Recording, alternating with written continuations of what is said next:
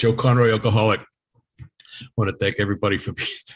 Well, let me explain that. What was it? Last December, I guess. I had gone to London for Christmas, and I got back that night, that 1:30 that morning before I was going to speak. I said I'll be fine, and I woke up at 3:30 after the jet lag, and I had a cup of tea and something to eat, and I said I got to go to that meeting, and I said I'm just going to lie in the bed for a minute, and I lying on the bed with my shoes, my coat, everything ready to go, and I'm out cold. And Glenn was texting me, "You're going to show up." I woke up at 10:30 my time and said, "Oh my God!" And I didn't know what to say then. Felt so bad, but Glenn just was so easy. I said, "Man, I fell asleep," and he just said, "Isn't it tough to realize that we're human?" And that was the exact response I needed to hear. It was just so good because I was just like, oh my God, what am I going to, I might as well drink. This is the way the alcoholic thinks. We go right to the problem. I might as well drink rather than admit that I was wrong, Story of my life. And you were talking about the recording you did last week. It just reminded me of I did a men's retreat a couple of years ago up in Washington State, something, I forget. And it was a really long session. We had 2 hours, 2.5 hours we were doing on an afternoon. And it was wonderful. It was brilliant. I did a fabulous job, and then the guy that was recording, he came up to me afterwards. He said, I don't know how to say this to you, but I forgot to hit the push button. Now, I don't care about the recording at all, but he does. He's recording it for the whole group for the whole week. And I went, yeah, that was 2.5 hours. He goes, yeah, and I forgot to record it. He said, could you do me a favor? And I said, what? He said, could you do it again? I said, what do you mean, could I do it again? And we had the rest of the afternoon off. He said, could you do what you just did again? I mean, you mean like right now? He goes, yeah. I said, with who? He goes, well, everybody's gone. You want me to talk to a microphone for 2.5 hours? And, it was almost like a little kid. This man was 20 years older than me. He was like a little kid. He was just so embarrassed and so ashamed. And I said, sure, I can do that. And he went out and he roasted up a couple of guys, and I did it again. And it was brilliant. It was fabulous. It was, it was like, really, it's like, and I think that's what Alcoholics Anonymous teaches us, to be of maximum service to God and those about us. It's not about me. It's about you. It's about somebody else. It's, that's really what I think recovery is all about. And especially, I was really cool. I just took a list down. I didn't get the first woman's name, Charlotte. I see you now from UK, and Christine and Barbara and Vanya and is it Mur and Stephen, but all under a year. That's really so cool. My sobriety date, I didn't want to say that, but my sobriety date is January 1st of 1989. So my 33rd anniversary was a couple of weeks ago as well. And I just love being sober. It's when I was newly sober, especially you guys under a year, you'll probably know that you don't love being sober. I don't know if it's the same on Zoom when you get sober on Zoom as it was in live meetings, when you see how happy everybody is to be sober and joyous and free, and you're absolutely miserable, absolutely miserable and not taking a drink, especially through the holiday. I waited till after the holiday. Christina got sober just before the holidays, but I can't imagine what that's like to be sober, 2 weeks sober at Christmas and New Year's and all that sort of stuff. But now 33 years sober, I know what it's like to be sober on New Year's. I was in bed at 8:30 at night. It's like, I live downtown San Diego. I grew up in Boston. You probably figured that out already. I grew up in Boston. I moved to San Diego a couple of days after Thanksgiving in 1988. And I didn't know till I got into Alcoholics Anonymous that I was doing a geographic. I had no idea what geographic was. I never even heard the term, but that's what I was doing. And I got in a car and I drove from Boston to California. And I thought I drove all the way. I came with my brother, and he's reassured me that I didn't drive a lick. And I thought I drove the whole way. And he said, you didn't drive at all, and he dropped me off. He lives in Santa Barbara, which is about 4 hours if there's no traffic from San Diego. And my destination was San Diego, and I ended up down here in San Diego. And I don't know if it was divinely inspired. I have no idea what was going on, but let me tell you this: when I was drinking, I attended bar in Boston for years, and I love bar rooms to this day. I think that's the one saddest thing about the past couple of years with this pandemic, that most of the bar bar rooms have been shut down. I think they're opening up now everywhere, but I tended bar for years and loved being in the bar room, loved the smell of a bar room, loved the sound of a bar room, loved the music of the bar room, you know, and I worked in a comedy club in Boston, and the guy that ran the club was 8 years without a drink, 8 years in Alcoholics Anonymous, 8 years sober. Now I had never, as far as I know, up until that point, I had never met a sober person. I had never met a person in Alcoholics Anonymous. And I'm saying as far as I know, because I probably had met them along the way, but to have a conversation with somebody who was practicing principles in all their affairs, who was living a life that Bill calls indescribably wonderful, who was trying to be of maximum service no matter where he went. I didn't know that. I didn't know that because I didn't like this guy. I thought he was a lousy comedian. I thought he was a moron of a man. I thought he was just a loud, obnoxious. He used to ride Harleys and had really long, greasy hair. And he was, you know, people loved him, but I didn't. I judged him. I don't know if anybody on this Zoom judges anybody, but that's kind of what I was doing. And I didn't like him. But I knew I had a problem with alcohol, and I didn't know how to get over that problem. I remember talking to my friend Melvin in Boston one night in the bar, and Melvin and I drank and did a lot of other things together, a lot. And I tell you, we did it all the time. Now, Melvin was a really deep thinker. He was a well-read man. I wasn't a well-read man. I thought I was very dumb. And Melvin was, wouldn't call him a mentor. He was a really loving friend. And I remember turning to him one night. I said, Melvin, I think I got a problem with alcohol. He says, what do you mean you have a problem with alcohol? I said, I think I'm an alcoholic. And he used to have a little goatee. He passed away now, and he had a little goatee, and he was grabbing his goatee. Whenever he grabbed his goatee, I know he was going to get deep into thought. And he said, you know what? If you're an alcoholic, I'm an alcoholic. And I am not an alcoholic. And that's almost all that's the solution I needed to my problem. That was the solution to my problem. And then I said, oh my God, I don't know what I'm thinking. I don't know where that came from. Just get a drink, get everybody a drink. Please just double up everybody. Just back up everybody here on the bar. And it's like, that was crazy. And this thought went back into my mind, where the main problem with the alcoholic centers in the mind. So if I keep it in my mind and I don't talk about it with somebody that has a solution, it's always going to be a problem. It is always going to be a problem. And that's really what happened with me. But I knew that the guy that ran the club downstairs was a sober member of AA. And not only that, he had about 3 or 4 guys that used to come in and set up the club for him. And then they would come upstairs to the bar, and they would sit at the end of my bar, and they would sit there and they'd drink Coke, and they would drink soda water, and they would drink tea like I'm drinking now, and coffee, and just irritate me. If you ever know what it's like the bartender doesn't like non-drinkers at the bar. Non-drinkers go to the table. Just go to a table and leave me alone. The bar is for drinkers. Little did I know the bar was for alcoholics. I know now that's really who was sitting at the counter. And these guys, there was something in their eyes. There was something about the way they smiled. There was something about the way they carried themselves that I didn't know was being attractive to me. And I remember one night I went up to him and I said, can I ask you guys a question? I said, sure. I said, you guys don't drink. No, we used to drink, and now we're in Alcoholics Anonymous, or whatever anonymous they were belonging to. And they started telling me a little bit about what they were doing. And that was, I had to walk away. I said, this is crazy. So I'd go out into the cooler and I'd get a case of beer to stock my refrigerator. But usually when I went back to get a case of beer, I was finding some dry goods, as we say, back in the freezer, and I would have it laid out for me before the night, so I could go back and get a quick little snort and then come back out to the bar. And they would see me, and then over time alcoholism would start reacting for me. And you know what that is. That's that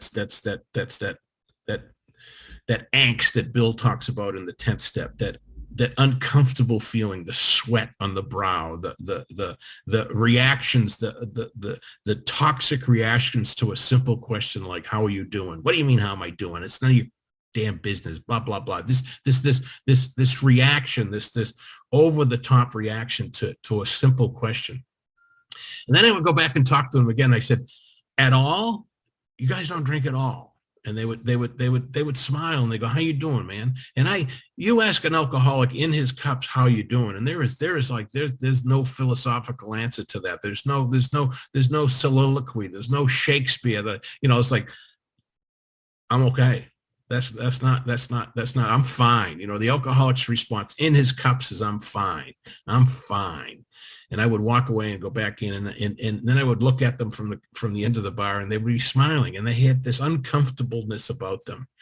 And this one night it was really, really bad, and these guys were gone, and I was gone, and I was losing it. I didn't know what to do. It was a Saturday night, I remember, and the bar was full, and I was the only bartender. This is downtown in the city of Boston, and it was just out of control.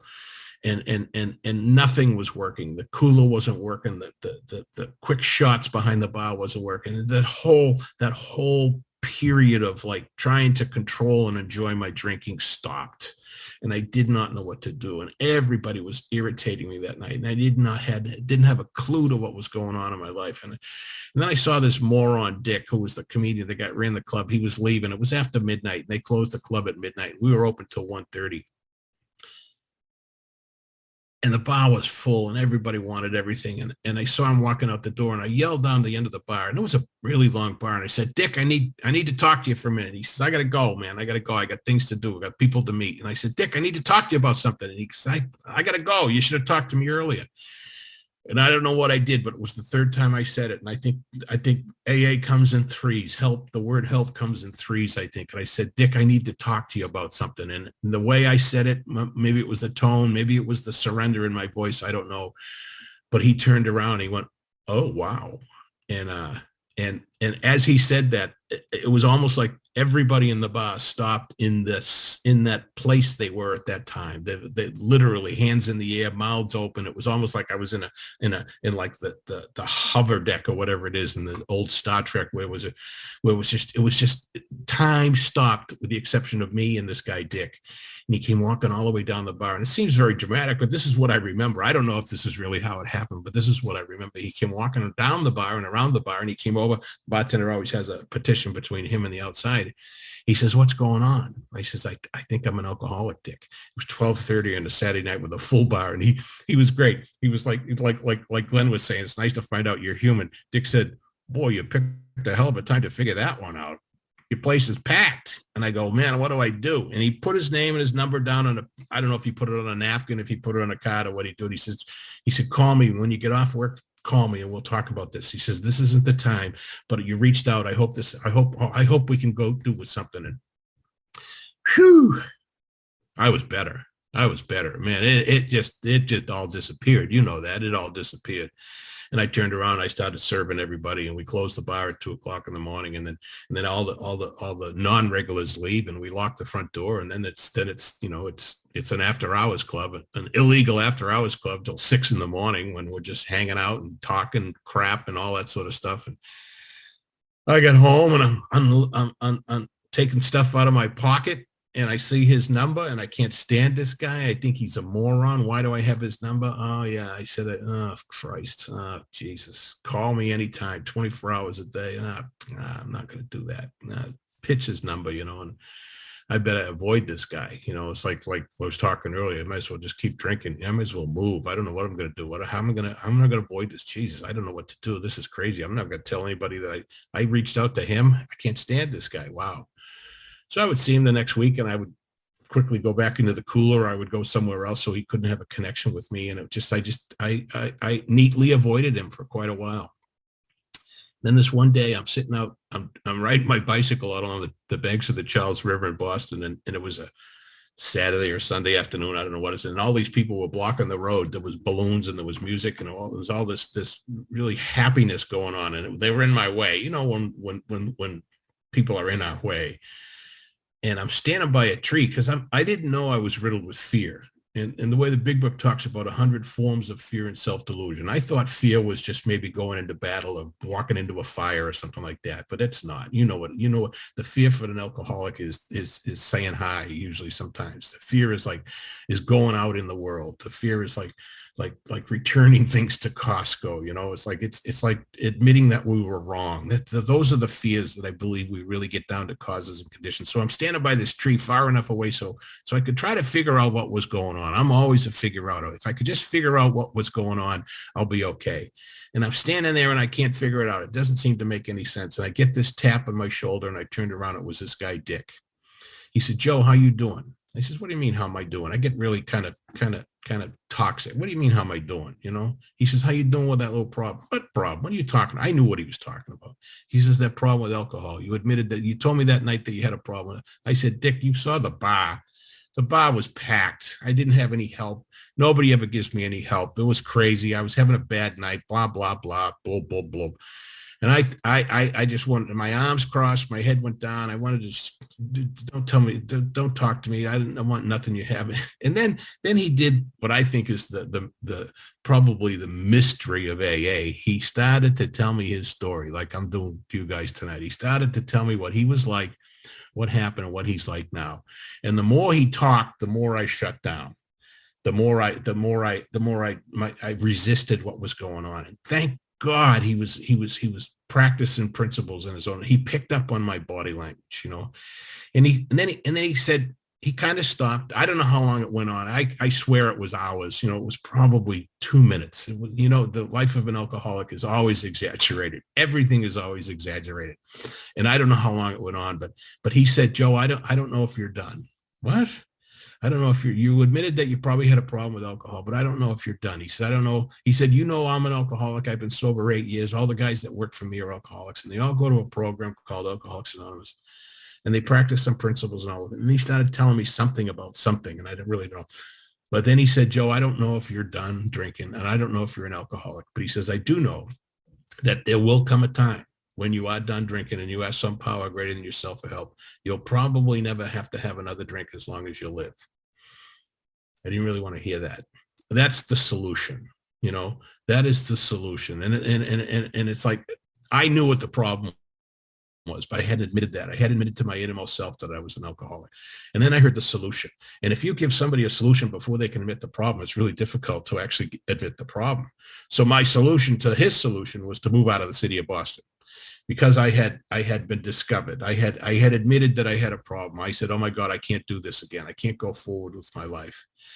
And I got in a car within a couple of days, and I drove out to California. My destination was San Diego. I was going to come out here and I was be discovered. I was going to become somebody. I was going to be a surfer. I had all these ambitions. I was going to just like, my whole life was going to change. Little did I know I'd end up in the streets of San Diego. And on January 1st, it was actually New Year's Eve, I took my last drink. I started drinking at a place called the Chi-Chi Club at the 10th and Broadway downtown. When the big book talks about drinking in sordid places, the Chi-Chi Club is still a sordid place. It's still there. 33 years later, it's still there. And it's still a sordid place. And I tell you what, if I walk by there, there's something attractive about it. There is that smell. There is that sound. There is that noise that comes only out of a bar room, that tempo, that rhythm, you know, and when I walked into AA, so I admit on New Year's Day, I remember I'm sitting, I didn't want to stay in the car. I was sleeping in my car, and I didn't want to, so I got a room at the corner of 7th and G, downtown San Diego. And that morning I woke up, and all I could focus on was Dick D. That's all I could think of. All I could focus on was, there come a time when you're done with drinking, you ask some power greater than yourself for help. You'll never have to take another drink as long as you live. And not only did I focus on that, I was writing in a journal. I think this is way back 30 years ago when they started this crazy thing called the men's movement. Robert Bly, I think, was a poet, and all these, you know, it was like uncover. It was discover who you are. I don't know what it was. Everybody says, write in a journal. I'm writing in a journal. It was like one word, like crap. You know, I'd wake up and write crap. Here we go again. You know, it's stuff like, where do all the lonely people go? It was so pathetic. It was just awful. It was a hideous way of life, but it was my way of life. And that morning I wrote in the journal, my God, I'm an alcoholic. And then I wrote 3 words that I couldn't say, but I wrote, I need help. And that's all I said. That was it. There was no like blinding light like Bill had. There was no moment of clarity. I don't know if the moment of clarity had already happened. I don't know what happened, but Dick's premonition, there'll come a time, actually came to fruition that morning. And I had no idea what to do. I didn't know a soul in San Diego. I didn't know a soul. And I called my brother, who lives up in Santa Barbara, and he called me dude. And he said, dude, what's going on? I said, Jerry, I'm an alcoholic. he said, dude, it's about time. It's about time. We've known that for years. What? And he puts his wife on the phone, his wife now, and she was in Alateen when she was a kid. Little did I know any of this stuff. We don't know, I think that's the power of anonymity. It's like we don't need to tell everybody just to make myself look good, what we've done and what we do along the way. But she was in Al-Anon when she was a kid. Little did I know that her parents had a drinking problem. So she said to me, how long will it take you to get up here? Now I'm driving a 63 Ford Falcon station wagon. That's what I was living in. That's what I was driving. And this thing didn't have a rear main seal. And if you don't know what a rear main seal is, it's a seal that holds the oil into the engine so it doesn't spew out all over the road and all over the exhaust pipe and then spew this blue, white smoke all down the freeway. So you guys, I blind you. And I used to go to Pep Boys and I'd get a case of used oil and I would put it in when I needed it, only when I needed it. And then I would drive. And I said, well, it's going to take me quite a while. So this thing probably had a top speed of 57 miles an hour. And it was unair conditioned, beautiful car. Just like this is the car that I wish I had now. Cause it was a classic. I bought it for $500. It was in classic shape. It was beautiful with the exception of that rear main seal, but that's just a problem. Pep Boys will take care of that. That's not a big problem. So I says, it's going to take me a little while cause I got the car. And I got to find my stuff. She said, what stuff? I said, well, somebody broke into the car and stole my ice skates. She says, but you don't skate. Yeah, but I have ice skates. So what are you going to do? I says, I got to go look for my ice skates. And I needed to get my stuff. If this makes any sense to anybody, it's like we have to have our stuff. So I went looking for my ice skates and I couldn't find them. And I remember I walked by this storefront downtown and it was a closed storefront, but it had a reflective glass on the outside. And I stopped for a second and I looked at myself and it was like, I think the greatest gift God can give you is to let you see you exactly how you are at that moment. And that I physically saw myself and it was revolting to me. And I think that's the same thing that happens here in Alcoholics Anonymous when we share our story, what we were like, what happened, what we are like now. We try to be a reflection for some other human being, not for everybody. We share what we were like, what happened, what we're like now, not what it's like, what happened, and what it's like now. What it is totally different than what I was like or what we are like. It is, I'm going to focus on the material. I'm going to focus on the things that are outside of me. When I focus on what I was like, what happened, what I'm like now, when I focus on the fact that I was full of fear and doubt and all these things, and I start talking about my character defects before I even know what a character defect is, this is the power and the mystery of Alcoholics Anonymous, I believe.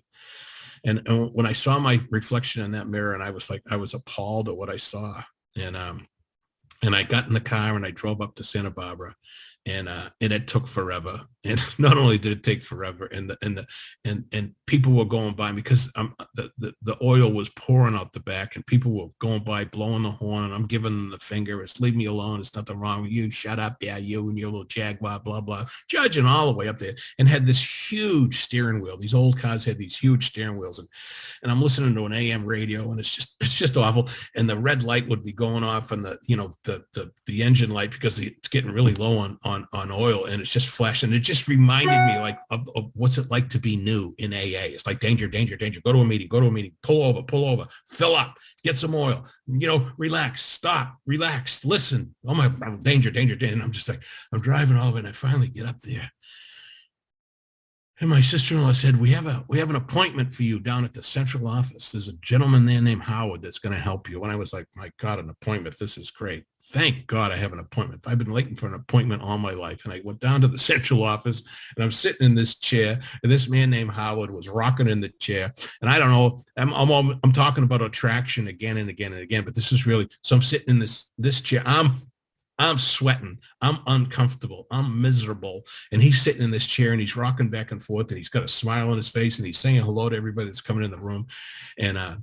And then he tells me he just retired from Shell Oil Company as the captain of a merchant marine ship. And I started getting pissed off because I always wanted to be in the merchant marines. I always wanted to be a captain of a ship. But when I found out how long it takes to become a merchant marine, I didn't want to go through all that work. That's too much work. And I get pissed off at this poor guy. So then I start shutting down. And he says something to me. He says, tell me your story. I go, what the hell does that mean? He says, well, tell me what you were like. What happened? Tell me why you're here. And I don't, it reminded me of going to confession when I was a kid, bless me, Father, for I have sinned. I would have, I yelled, I touched myself. I touched somebody else, blah, blah, blah. What am I, well, give me a list of stuff I'm supposed to say. I don't know how to have a conversation without having a drink in me. And this guy says, well, tell me what happened. Why are you here? And I don't know why I'm here. And I go, well, I don't know. I don't know what I said. I have no idea what I said to this. I might have lied through my teeth just to get the AA stamp. Come in, bang, you got it. Here's your ID. Go. You're good. You're good. And then I said, am I an alcoholic? And he's sitting in the chair and he's rocking back and forth, which I have to tell you was really, really comforting for me. It was just the fact that he was, I thought it was the rocking. The more I'm sober, it was the fact that he was listening to what I had to say. And I think that's really it's not the talking in AA that gets people sober. It's the listening. I really do believe that the listening helps me be aware of what I was like, what happened, and what I'm like now. It's the awareness of somebody telling their story that helps me understand my story and gives me the solution to the seemingly hopeless state of mind and body that I don't think I have. And then the guy said to me, he said, Joe, it seems like you're full of fear. I'm not afraid of anything. I'm not afraid of anything. You don't know what you're talking about. This happens in the head, right? We don't respond well when we don't have the alcohol either. I'm like, yeah, no, I'm not afraid. I'm just, what do I do? And he said, why don't you go to the speaker meeting tonight down at the club? He says, I think you should probably go to a couple of speaker meetings. He says, because then he said, discussion meetings, they're going to ask you to talk about something, and I don't think you're going to be able to talk about it. So just go to the speaker meeting and just listen. And I said, okay. I had no intention of going to the speaker meeting. You guys know that. I had no intention of doing that. And then I trying to make a long story short, but I don't do very good at that. So I go back to my brother and he says, what's going on? I said, they want me to go to a meeting. He said, what kind of meeting? I said, it's an AA meeting. It's down at blah, blah, blah. I gave him the address. He said, I know exactly where that is. Little did I know that the ball was already set in motion, that he had already planned to take me to the meeting. And he says, I'll take you. I said, well, why would you want to go? I said, I don't know. I've never been to one of those things. I don't know what they're like. My brother's a goof. He's not, I don't think he was ever an alcoholic. He's just kind of a goof. He's a year older than me. We had that brotherly contempt towards each other. And I'll take you to the meeting. He said, sure. And we went to the meeting, and it was an AA meeting. People are happy. And I'm miserable. And my brother's like, hey, how you doing? He says, dude, this is pretty cool. Look at all these people. This is kind of fun in here. And I go, yeah, it's not fun at all. This is crap. And then the guy starts telling his story like I'm doing now. And I just sit there with my arms crossed like, this is ridiculous. This guy can't drink it all. And Jerry's going, wow, this is amazing that this guy can actually share what he's sharing. And I'm like, this is nuts. This guy doesn't know what he's talking about. This is crap, And I'm just sitting there. It's almost like I'm loading a machine gun with judgment. This is ridiculous. Look at all these stupid people around here, And then he starts telling his story, and it was just, I'm just knocking it down left and right. Just just crazy. And I look over at my brother, and he's crying. And I said, what the hell are you crying about? And he's the sensitive one in the family. He said, this is just a really, really great meeting, man. This is unbelievable what's going on in here. And I'm going, what is he hearing? This is ridiculous.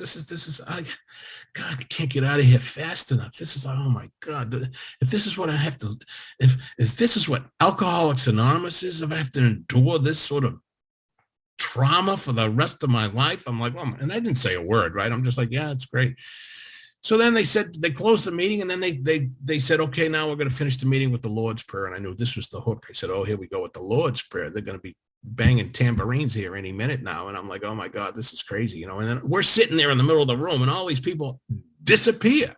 They disappear from the room, and they're all circling around us, and they're all holding hands. And then this one guy goes, come up here and join the circle. And I went, oh, I guess we got to go join the circle. So we go up, join the circle. I reach out and grab this guy's hand, and then I reach out and grab my brother's hand, and he grabs the other person's hand, and then they start saying the Lord's Prayer, and I like contempt prior to investigation. And I look over at my brother, and he is bawling. He said, Joe, can you feel the power in this room? I go, what? what are you experiencing, man? This is ridiculous. And I almost wanted to pull my hand away, but I did experience it. When I reached out and grabbed that guy's hand, I didn't know, and then my brother's hand, something happened. And it was like, I believe this is the beginning of the transformation that Bill talks about, that fourth dimension of existence. There's an electricity that happens when we grab hands as a group and really start to live in that moment. The Lord's Prayer just put me in the moment, or the Serenity Prayer puts us in the moment, or whatever it is. It just says that when I walk into the front door and I tell you, I see all these people, I'm not happy. The first thing people start doing is shaking your hand. I don't know what that is about Alcoholics Anonymous. That's the mystery right there, the connection, that physical connection that people help us, that get rocketed into that moment. And then they look us in the eye and they say, how you doing? I don't know how to answer those questions. You guys know what that means. You don't know how to answer that question. And you go into this long soliloquy of what, I go, I didn't ask you what you're doing. I said, how you doing? Oh, just, and I remember my friend Tim said, Joe, if you can't describe it, pick a color. I said, what do you mean pick a color? He said, green is envy, or green is happy, and red is anger, or yellow is beautiful, or caution. And I've said, I never thought about that. He said, think about that sort of stuff. Visualize what you would like your life to be like, and then pick that color. And if you're angry, pick the red color. If you're depressed, pick the black color. But pick a color that you can help me help you. And I think that's the mystery of AA too. When alcoholics start sharing their solution to this seemingly hopeless state of mind and body. This morning I was reading in Emmett Fox's A Year Around the World. It's a daily reflection, and he talks about the golden key, which is really, really a wonderful. Let me just read a little bit of it. It says, stop thinking about the difficulty, whatever it is, and think about God instead. This is the complete rule, or the golden key. And if only you will do this, the trouble, whatever it is, will presently disappear. It may be big or little. It may be concerning health, finance, a lawsuit, a quarrel, an accident, or anything else conceivable. But whatever it is, just stop thinking about it and think about God instead. And that's all you have to do. And it's like the simple thing. It's like this. That's kind of what AA is. Okay, you told us what the problem is. We're going to give you the solution. And then you have to seek that power that's greater than yourself. The God of your understanding, it's like, I remember that it was like, I was trying to find the God of my mother's understanding when I got here. She's incredible. She passed away a couple of years ago, but she was like incredibly Catholic, went to mass all the time, believed in that, and I didn't. And I was like, I can't believe in that God. I have some problems with that church. And I'll forget, I first started doing meditation early on, and the guy that was teaching us meditation, he says, if you can forgive the God of your childhood, or the religion of your childhood, you'll find the God of your now. And I was like, oh my God, that's profound. He says, but you have to forgive. And I think that's what the 8th and the 9th step are all about. Being aware of where I caused harm for somebody. And then I get into that forgiveness mode. And when I can forgive those things, if I have problems with finances today, I usually have I have some sort of secret financial thing from the past that I either owe amends to, I owe money to, I owe somebody something material. And if I can fix that, my finances will get fixed today. Same way with relationships. If I'm having relationship problems today, I have to look at the relationships of my past and make sure that I've made amends with all of them. I've cleaned up my side of the street. It doesn't matter whether they like me anymore. I cleaned up my side of the street. I became aware of what I did wrong, and I fixed that. I fixed that inside of me. And it's all those sorts of things. And same way with the job. If I'm having a job problem today, it's usually because I stepped on somebody's toes years ago, and I need to fix that. I need to make the amends. It doesn't make it right on their side lots of times, but it's going to make me right on my side. I try to do the best I can. And that's all Bill ever wanted us to do. If you ever look up the word try, if you ever look at the word try in the big book, most of the time it's written in italicized print. That means that Bill didn't want it to be, it's just try. It wasn't an absolute. Bill didn't believe in absolutes. When we first started Alcoholics Anonymous, they had the 4 absolutes, and it came from the I can't think of the name of it right now, but that was it came a lot out of religion. So we had to separate a lot of the religiosity out of Alcoholics Anonymous so we could live into this spiritual life. And the root of the word spiritual, I think, is ritual. And it's the ritual of one alcoholic reaching out to another alcoholic at an Alcoholics Anonymous meeting. It's this ritual of going to meetings and being of maximum service and helping people recover from the seemingly hopeless state of mind or body. And in that recovery process of other people, I recover. When anybody ever asks me to help them with the steps or be a sponsor, it's because there's something that needs to change in me. I don't think it's because they need to change. If I think that they need to change, I'm being judgmental again. It's that something inside of me needs to change. It's usually my old ideas. It doesn't have to be drastic. Sometimes we complicate the heck out of Alcoholics Anonymous. Sometimes get way too deep into philosophical reasons of why did Bill use the word there? Like what?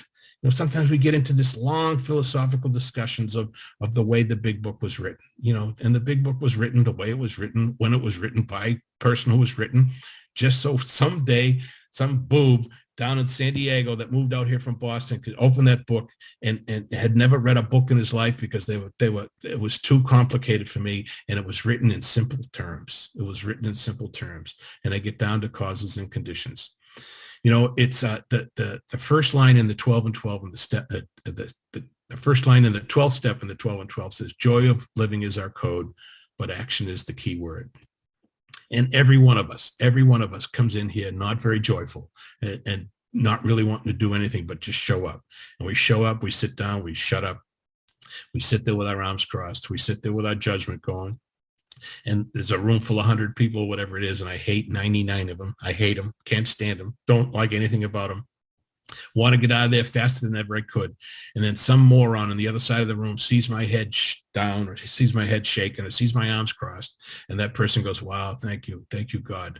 And all of a sudden, as I'm trying to get into my car or whatever it is, I'm trying to get out the door. If I'm trying to leave real early, that person comes up and does the thing Dick says, taps me on the shoulder or bumps me or says, hi, how you doing, man? Are you new here? Well, no, I've been here for 5 days. I'm not new. That guy's new. He's just brand new. I'm 5 days sober, for Christ's sakes. What's wrong with you? Don't I look sober? Well, you don't look very happy. Well, I'm not very. I can't stand these people. And then he'll say something profound. Something profound like, hey, you want to go to Denny's? What? You want to go to Denny's? I go, why? I can't stand Denny's. He says, I don't care. I didn't ask you whether you liked Denny's or not. And then I go, well, I don't have any money. And then he'll go, I didn't ask you, do you have any money? Did I? I said, no. You want to go to Denny's? I go, yeah. And we go to Denny's, and that person starts talking and talking and talking. And then other people join the table, and they start talking and talking. And then another person joins the table. And then there's talking, and I'm sitting there and I'm shutting down, and I don't know what to do. And I got to get out of there, but I can't now because all these people have pinned me into the booth. And then some moron will turn over to me, Joe, I haven't seen you before. Tell me a little bit about yourself. Oh, wow. And I open my mouth, and then they realize I'm not from California. And they go, where are you from? I said, I moved out here from Boston. Oh my God, you're kidding me. I went, now I know they're judging me. And they go, can you do me a favor? I said, sure, what? They pick up the menu and they point to words. They point to words that ends with ah. And they go, could you say that word out loud for me? And I go, that says beer. They start, and then they point to words that end with A. And they're like, they could say that word for me. I said, that's pizza. They go, well, pizza ends in A and beer ends in ah. And I go, well, that's what I said, pizza and beer. They go, yeah, that's cool. And then they start laughing. And for the first time in my life, they're not laughing at me. The first time in my life, this old idea was pointed out to me, not by any philosophical thing. It was by some mysterious thing of somebody saying, would you like to go to Denny's? My idea, my contempt prior to investigation is to say, no, I'm busy. I can't do this sort of stuff. And all of a sudden I go, yeah, I will. And I didn't know this is surrender. I didn't know what surrender was all about. I didn't know this is how it happens. And it happens that way. That's why Bill says on page 77, we fit ourselves to be of maximum service to God and those about us. Maximum service is like, it's uncomfortable. It's untimely. Maximum to me might be totally different than maximum to Carol, but it's maximum. I have to define it. I have to define, what am I willing to do? What am I, like the old, I forget what movie it was with Sean Connery. Let me think about it. It was The Untouchables. Remember when I don't know if you saw The Untouchables, and he got shot to death. He was all shot up, and his big line was, what are you prepared to do? And I think that's really what Alcoholics Anonymous is. What am I prepared to do? When somebody comes up to me and says, will you help me? My old idea is, oh, sure I will. What do you need, man? I need what you have. I don't know I have anything that's anything special, and none of us have anything that's anything special. But what we do have is we have the transmitter for somebody that's receiver is a little broken. And that's what it is. It's almost like we can, that person that's broken can tune into what I've said, not what I did, what I've said, what I was like, what happened, what I'm like now. They can tune into that and get the gift. The gift of AA is not prize, cash, and prizes. Everybody on here knows that. The gift of AA is the ability to live in the here and the now. It's the ability to live in this moment. Are you going to get happy, joyous, and free right away? No. Are you going to get it? You're going to get it from money, power, and prestige? No. You're probably going to get happy, joyous, and free from the first person that comes up to you and says, hey, can you help me? Can you help me? I need you. Can you sponsor me? Oh my God, it's like somebody can you hold a baby, brand new born baby? Oh God, I can't do that. I'm going to break it. When somebody brand new comes up to somebody else that's never had that relationship, and they say, can you be my sponsor? It's probably, and this is my profound, not confound a lot of people. It's probably the first intimate act that most of us have ever experienced. An intimate act. When somebody says, can you help me? They're going to turn their will and their life over to your care and your direction so they can find a power that's greater than themselves. It might be you at the time, but my job, like my sponsor says, his job was only to turn me towards the power that I can find, that I can do business with. That's all the 12 steps does for me, you know, and then it gives me that spiritual awakening. I've had that spiritual awakening as a result of the steps, not as a result of going to meetings, not a result of 30 days sober, not a result of taking cakes all over the place, not a result of telling my story, as a result of the 12 steps. And I practice these principles in all my affairs. That means all my affairs. That means going to Denny's. That's what was one of the wonderful things when I went to Denny's and I saw the way these people treated these waitresses. I would see the table next to us with demands being made on these waitresses. And I would see the guys in front of me and usually what they would say, can you just drop the coffee pot here? We'll pour the coffee. Simple act of kindness. You drop the coffee pot here. I know you're a little busy with those other tables. We'll pour the coffee. Can we help you clean up the dishes? You're doing a great job tonight. Slow down. There's no need to worry about us. We can help ourselves here. And that's been of maximum service to God and everybody else about us. It's a wonderful way of life. It really is a wonderful way of life. Problem with it, it takes a little time. It takes a little time. You know, I wanted to be 30 years sober when I was 30 days sober. You want, give me the recognition. I would go to meetings and sit in discussion meetings after a while, and I'd like, oh my God, I wish these people would call on me. There is this nothing but crap being talked about in this meeting tonight. I can't believe what is happening. These people have no idea what it's like to be, so they have no idea what the solution is. This is I'm not saying a word, right? And then they point over to me and said, Joe, hey, would you like to share? Oh God, I'm fine. And I would just shut down. And then I would sit there going, oh my God, I should have said something. What, these people think I'm a moron.